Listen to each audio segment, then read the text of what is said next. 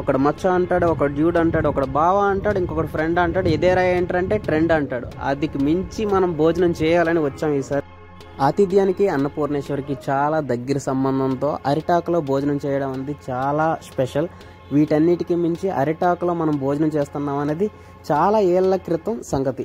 ఇప్పుడు ఈ ట్రెండ్లో మనం అరిటాకులో భోజనం చేయాలని మన ఫ్రెండ్ గాడు మ్యారేజ్కి వెళ్ళాం. ఫ్రెండ్ అంటే ఫ్రెండ్ ఎవరికైనా ఫ్రెండే కదా ఫ్రెండ్. అందుకే ఈసారి మనం అసలే లవ్ మ్యారేజ్ అని చెప్పారు.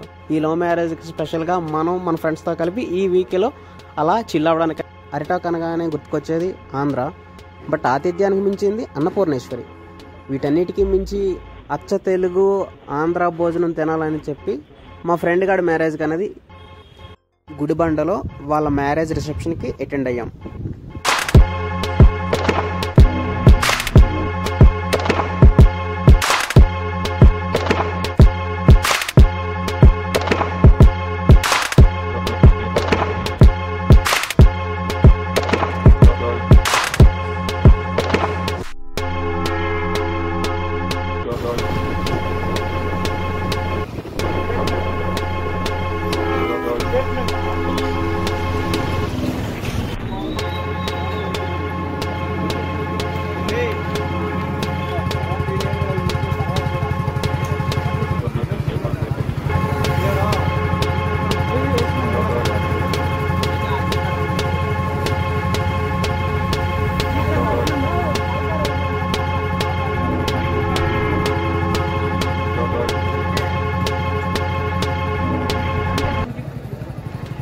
మన ఫ్రెండ్ గాడిది లవ్ మ్యారేజ్ అంట.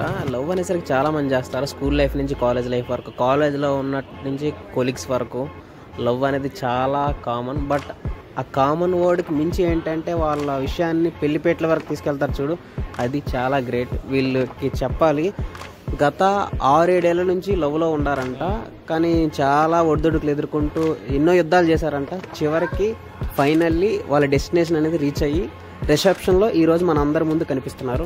That's great.